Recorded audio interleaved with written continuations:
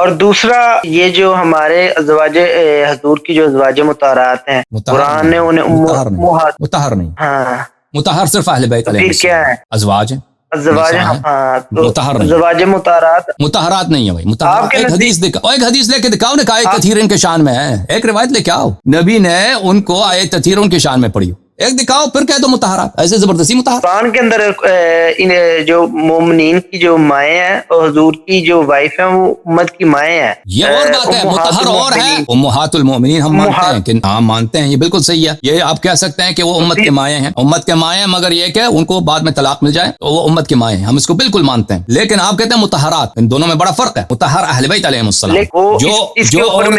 جو عورتیں نبی صلی اللہ علیہ وسلم سے انہوں نے نکاح کی ہے وہ امت کی مائیں ہیں، بشرطے کہ بعد میں ان کو طلاق نہ ہوئی ہو یا بشرطے کہ بعد میں وہ مرتد نہ ہوئی ہو، تو بلا شک بلا ریب امت کی مائیں، اور امیر المؤمنین علیہ السلام سے لڑنا، جہاد ان کے خلاف قتال کرنا، یہ ارتداد ہے بھائی۔